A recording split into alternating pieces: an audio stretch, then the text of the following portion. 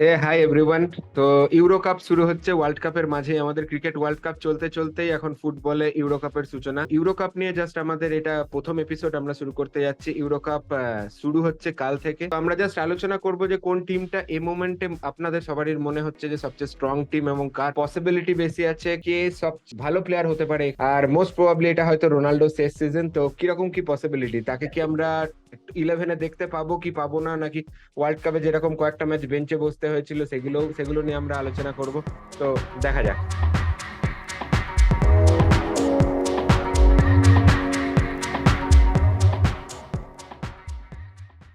যে রোনাল্ডোকে ফেভারিট কে? রোনাল্ডোকে ওয়ার্ল্ড কাপে বসানোটা তো আমার মতে অ্যাটলিস্ট বিশাল বড় একটা ব্লান্ডার ছিল। জানি না টিমের জন্য কি, মেন কথা হচ্ছে রোনাল্ডো হ্যাঁ, মাঠে ওটাই। থাকলেই অনেকটা ইম্প্যাক্ট তৈরি করতো। ডেফিনেটলি রোনাল্ডো যে ডেফিনেটলি। ডিফারেন্সটা করতে পারে সেটা অন্য প্লেয়ার হয়তো বিশাল ফর্মে থাকলেও করতে পারতো না। অ্যাটলিস্ট ওর লেভেলের প্লেয়ার পর্তুগালে এখনো খুব একটা নেই। তো ওর মাঠে থাকাটা একটা বিশাল বড় ডিফারেন্সিয়েটিং ফ্যাক্টর হতো। তবে মেসি ফ্যান হয়ে সত্যি এটা মানে আমার তো আনন্দ লাগছিল তখন যখন রোনাল্ডো বাইরে বসেছিল। বাট বসে থাকুক এটা চাইবো না, কারণ once a legend always a legend. সেইভাবে বসে থাকলে ভালো লাগবে না। বাট ব্যাপারটা হচ্ছে বয়সটাও তো হচ্ছে এরকম।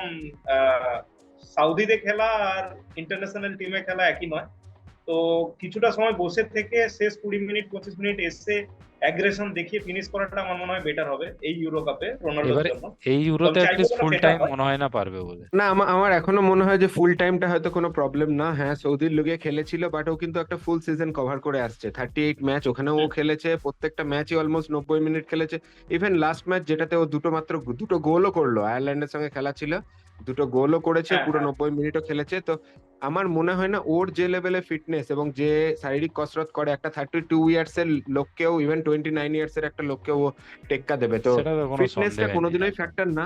বাট হ্যাঁ, ঠিক আছে, বয়সের সাথে সাথে কিছুটা তো অ্যাজিলিটি কমে বা ফ্লেক্সিবিলিটি কমে, সেটাও নিজেও মনে করে এবং সে নিজেও বলেছে এটাই হয়তো তার শেষ বড় টুর্নামেন্ট পর্তুগালের হয়ে। তো একটা বড় কিছু করতে চাইবে এবং আমরা খাতায় কলমে যদি দেখি, পর্তুগাল কিন্তু one of the hot favourite along with France and England. ইংল্যান্ডের টিমও এবার খুবই স্ট্রং।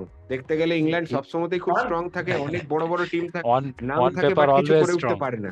একদম একদম, এটা পুরো আরসিবি বলতে পারো, ইংল্যান্ডের এটা ক্রিকেটাররা আইপিএল এর দারুণ। আরসিবি মানে এবং ইংল্যান্ড মানে ক্রিকেটেও ক্রিকেটে তাই। সাউথ আফ্রিকার মতো। ফুটবলে তো আশা তো করতেই পারে, ইংল্যান্ডের ফ্যান আমি, কিছুটা ইংল্যান্ডেরও ফ্যান, আবার রোনাল্ডোর জন্য অনেকটা পর্তুগাল। আমার ফুটবলের এই পরিচয়টা অনেকটা এরকম।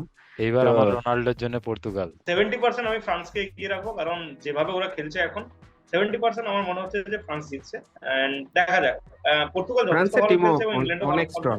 No doubt, no doubt. মানে অনেক স্ট্রং টিম রেফারি মানে। রেফারি রেফারি না থাকলে তো ওয়ার্ল্ড কাপটাও ফ্রান্সেরই ছিল। তো আশা করছি ইউরোটা ফ্রান্সই পাবে, দেখা যাক। একদম ঠিক। ঠিক আছে ঠিক আছে, আমি আর কিছু বলবো না এখন, কারণ আমি কোপা শুরু হলে তখন বলবো। না, কোপা কোপা তো দেরি নিশ্চয়ই আছে, এবারে আর্জেন্টিনা, আমাদের খুব একটা আর আশা নেই, তাই ওই ষোলোবার ওই জিতবে রাস্তায় এখন আর্জেন্টিনা গেলাম না। এবার। রোনাল্ডো ফ্যানদের জন্য আমি বলছি, এবারে কোপা আমেরিকাটা আমরা পেয়ে গেলে কি ব্যালেন্ডিয়রটা আসছে নাকি নেক্সটটা? ব্যালেন্ডিয়ার মেসি, কোপা আমেরিকার সঙ্গে ব্যালেন্ডিয়ার মেসি এসে তো পাবে। একদম। ফ্রান্সের টিমের ব্যালেন্স কিরম লাগছে? মানে ফ্রান্স তো ফ্রান্সের অবশ্যই টিমের এখন ওয়ার্ল্ড ফ্রান্সের ফুটবল টিম। হ্যাঁ, ফ্রান্সের টিম যদি দেখতে হয় একদম, তো তোমার একদম সামনে আমাদের থাকছেই তোমার এমবাপে। তো আমাদের মিডিলেও অনেকে ডেমবেলে, গ্রিজম্যান, অনেক বড় বড় প্লেয়ার যারা এখন তাদের হয়তো কেরিয়ারের পিকে আছে। এটাই হয়তো সবচেয়ে ইম্পর্টেন্ট জিনিস হয়, অনেক বড় বড় নাম থাকে, বাট কোন বছরের ইউরো কাপ, কোন বছরের ওয়ার্ল্ড কাপে প্লেয়ার, তাদের ম্যাক্সিমাম প্লেয়াররা পিক ফর্মে আছে। পিক ফর্ম আমরা ধরি কোনটা, 22 থেকে 29 এজ, এরকম একটা এজ লিমিটটাকে ধরি, যেটা দেখতে গেলে ফ্রান্স এবং ইংল্যান্ডের জন্য একদম পারফেক্ট। ইংল্যান্ডের জন্য দেখতে গেলে একদম সামনের দিকে বেলিংহাম খুব ভালো ফর্মে, হ্যারিকেন তার হুম, পিক ফর্মে আছে, সাকা থেকে শুরু করে ইচ এন্ড এভরিওয়ান, একদম। মানে বড় বড় প্লেয়ার যতজনের নাম করবে তুমি। হ্যারিকেন কি এখনো পিক ফর্মে আছে? একদম, হ্যারিকেন তো তোমার ধরো জাস্ট হ্যাঁ, ইংল্যান্ড থেকে এবছরই জার্মানিতে মুভ করলো। ওর লাকটা খুব খারাপ, ট্রফি লাক খুবই খারাপ। জার্মানিতে যেই গেল এবছর জার্মানি কোনো লিগ পেলো না। তো টটেনহামও কোনোদিনও কোনো কাপ পায়নি, ওখানে গিয়েও কাপ পেলো না। বাট কাপের লাকটা হ্যারিকেনের হয়তো খুব খারাপ। বাট ন্যাশনাল টিমের হয়ে যদি এবার ভাঙতে পারে, তো সেটাই দেখার আর কি, যদি ন্যাশনাল কিছু। টিমে একটু সাপোর্টটা কমে যায় হ্যারিকেনের, যেটা ওরা লিগে লিগে পায় হ্যারিকেন, যেটা ন্যাশনাল টিমে অনেকটা কমে যায়। তাও দেখা যাক। মানে আমি তো চাইবো না ইংল্যান্ড কোনোভাবে জিতুক, বাট তাও চেষ্টা করবো। সেম এর। আর কোন টিম নেদারল্যান্ড কিরকম খেলবে এবার? নেদারল্যান্ডও নেদারল্যান্ড, ভালো, দেখো আগের বেলজিয়াম। আগের আগের বছর, আগের বছরে অনেকটা দূর এগিয়েছিল। বেলজিয়াম হয়তো তার যে টপ ফর্মটা, সেটা হয়তো একটু পিছনে ফেলে এসেছে। বেলজিয়াম কিন্তু গত 4 বছর বা তার আগে 2015 ওই টাইমটাই র্যাঙ্ক ওয়ান খুব মারাত্মক বেলজিয়াম। টিম ছিল। এই মুমেন্টে হ্যাঁ। তাদের সামনের দিকে লুকাকু বা হ্যাজার্ড যারা আছে তারা হ্যাজার্ড সেই কি এখনো আর সেই ফর্ম হ্যাজার্ড ধরে রাখতে হ্যাজার্ড তো পারবে? অলরেডি হয়তো রিটায়ার্ড, হ্যাজার্ডও তার পুরোনো ফর্ম ফেলে এসছে, তো হ্যাজার্ড টিমেও নেই। তো সেই সব দিক দিয়ে দেখতে গেলে বেলজিয়াম হয়তো সেরকম কিছু আশা করি না, বাট স্টিল এখানে বলা যায় না। যে আমরা যদি group of but death but নিয়ে ডিসকাস করি, বেলজিয়ামের যদি দেখে থাকো, বেলজিয়ামের পুরোনো হিস্ট্রি, কোনো না কোনো কাপে, ইউরো কাপ হোক, ওয়ার্ল্ড কাপ হোক, ওরা সবসময় একটা দুটো ধাক্কা দিতেই থাকে বড় টিমদের। ওই অবশ্যই টিমটাকে নিয়ে আমি আশাবাদী, কারণ কি নেদারল্যান্ড বেলজিয়াম টোটাল ফুটবল, মানে ওরা একটা টাইমে অবশ্যই হল্যান্ড নেদারল্যান্ড স্টার্ট করেছিল, তো এখনো কন্টিনিউ করে, মানে ওদের টিম গেম বরাবরই খুব ভালো থাকে, স্ট্রং থাকে। যদিও একদম বেলজিয়াম ওদের বেস্ট টিম নিয়েও আগের বার ওয়ার্ল্ড কাপে খুব একটা কিছু করতে পারলো না, বাট ক্রোয়েশিয়া একটা কিন্তু বেশ সারপ্রাইজ দিতে পারে, মানে গ্রুপ অফ ডেথও কিন্তু ক্রোয়েশিয়ার গ্রুপটাই, কি মনে হয় গ্রুপ বি? একদম। আমার মনে হয় না। এবার ইউরোর গ্রুপ অফ ডেথ হচ্ছে গ্রুপ বি। গ্রুপ বি এর তিনটে টপ টিম হচ্ছে স্পেন, ক্রোয়েশিয়া, ইটালি। এই তিনটে টিমের মধ্যে দুটো টিম, তিনটেই কিন্তু খুব স্ট্রং। তিনটে টিম নেই, স্পেন, স্পেনকে কিছুটা ক্রোয়েশিয়া, এগিয়ে ইটালি। রাখা যেতে পারে, কারণ এখন অনেক ইয়াং ছেলে এসছে স্পেনের মধ্যে, ইয়াং স্পেনের প্লেয়ার। স্পেনের নতুন টিমটা কিন্তু খুব ভালো। হ্যাঁ, কিন্তু কিন্তু ইতালি মনে হচ্ছে না খুব একটা ফাইট দেবে। ক্রোয়েশিয়া অবশ্য তাই, মানে 5 বছর আগে যে ক্রোয়েশিয়া টিম ছিল সেই টিম এখন আর নাই। তো হ্যাঁ, মানে সম্ভবত ক্রোয়েশিয়া বয়সের দিক থেকে অনেকটা, মানে বয়সের দিক তাদের সবারই বয়স বেড়ে গেছে। সে লুকা মডরিচ হোক, সে পেরিসিচ হোক, সবারই বয়স একটু যেহেতু বেড়েছে, তারা তাদের প্রাইম ফর্ম হয়তো ফেলে এসছে। বাট সেদিক থেকে দেখতে গেলেও একটু টাফ ফাইট হবে ওই গ্রুপটাতে। বাকি গ্রুপগুলোতে টপ টু হয়তো আমরা খুব ইজিলি ডিসাইড করে নিতে পারছি, but group B, group of ডেথটাই একটু ক্রিটিক্যাল। একদমই তাই, মুশকিল। একটা হাড্ডাহাড্ডি ফাইট গ্রুপ বিতে দেখা যেতেই পারে। আরেকটা ঠিক গ্রুপ আছে।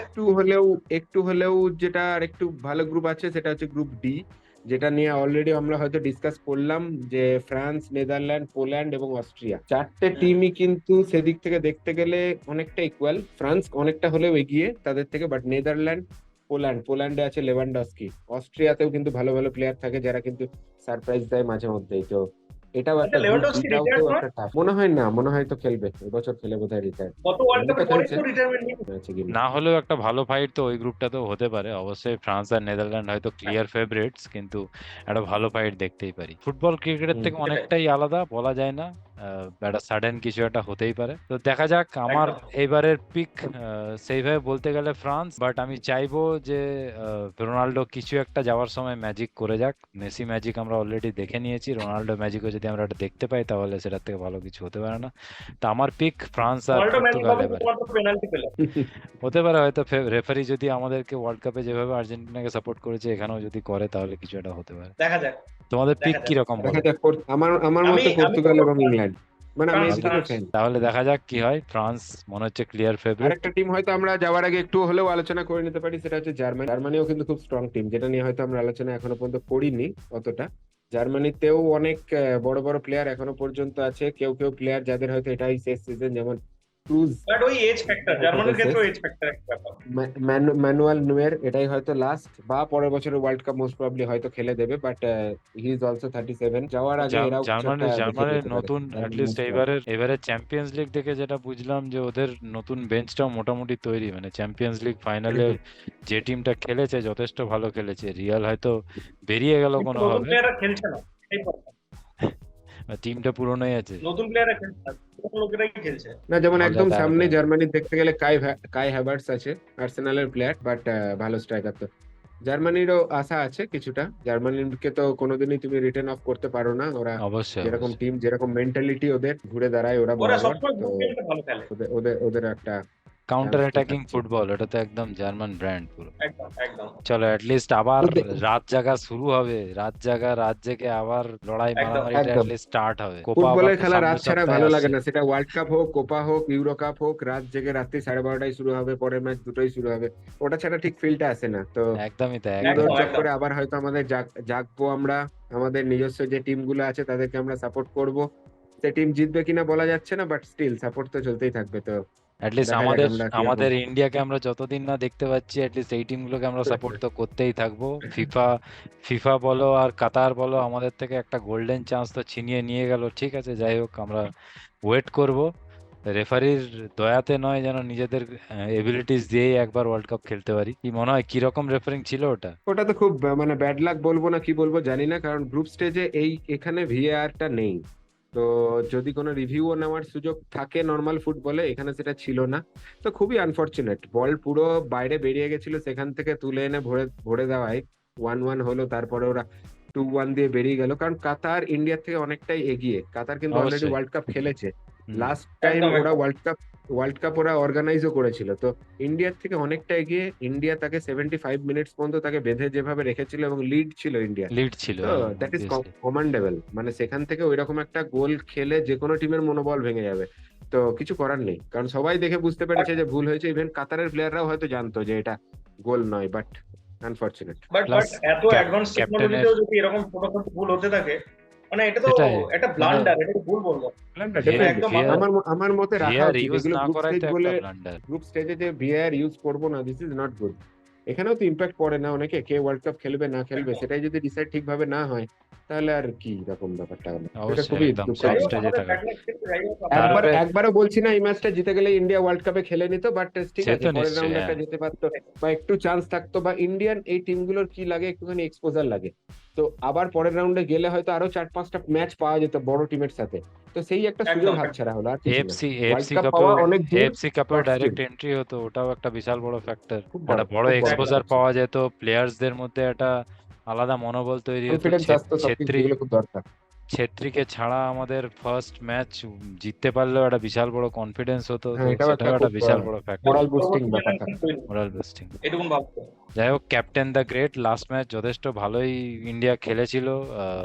ওখানেও আমরা অনেকগুলো ভালো চান্স মিস করেছি, হয়তো ওখানে জিতে গেলে আর রেফারির জন্য ওয়েটই করতে হতো না। সামনে বসে ক্যাপ্টেনের লাস্ট ম্যাচ দেখাটাও একটা আলাদাই অনুভূতি ছিল। মাঠের মধ্যে পুরো আমি ছিলাম মাঠে। 50,000, একদম 50,000 60,000 লোক ছেত্রী ছেত্রী ছেত্রী করে চিৎকার করা, মানে এত বড় একটা স্টেডিয়ামকে নিজের নাম দিয়ে, আর ফুটবলের মতো একটা খেলাতে, ক্রিকেটও নয়, এটাও একটা বিশাল বড় অ্যাচিভমেন্ট ক্যাপ্টেনের, বলতেই হয়। একদম। স্কিপের মতোই একটা বিদায় পেল। অ্যাকচুয়ালি ডিজার্ভ করে লোকটা, ডিজার্ভ করে যে কন্ট্রিবিউশন ফুটবলে যদি এই ইন্ডিয়া মুমেন্টে ইন্ডিয়ান লেজেন্ড যদি কেউ থেকে থাকে ওই আছে, তো একদম। এই মুমেন্টে পরবর্তী কে লেজেন্ড, উঠতি লেজেন্ড এই মুমেন্টে চোখে পড়ছে না। যেই হোক তাকে একটুখানি প্রুভ করতে হবে, ভালো খেলতে হবে, তাহলে হয়তো নেক্সট ইন্ডিয়ান যে স্টার ফ্রম ফুটবল আমরা মার্ক করতে পারবো। বাট স্টিল আমরা আশা করব ইন্ডিয়ান টিমকেও আমরা কোনোদিন একবার ওয়ার্ল্ড কাপে দেখতে পাবো। যাই হোক, স্কিপারের লাস্ট ম্যাচ, সামনে ইউরো কাপ, আমাদের মারামারি আবার চলতে থাকবে রাত জেগে। এখনো মনে আছে আমার জীবনের ফার্স্ট ম্যাচ আমি দেখেছিলাম ওয়ার্ল্ড কাপ, রাত জেগে ব্রাজিলের খেলা, ব্রাজিল ফ্রান্স ফাইনাল, এবং সেখানেও একটা বিশাল বড় হার্ট ব্রেক। তো যাই হোক, দেখা যাক, সেখান থেকেই ফুটবলের সাথে ভালোবাসা শুরু, আমাদের আবার রাত জেগে লড়াই শুরু হবে। চলো, একদম। bye. এখানেই শেষ করা যাক এটা। আবার কথা হবে খেলা শুরু হলে।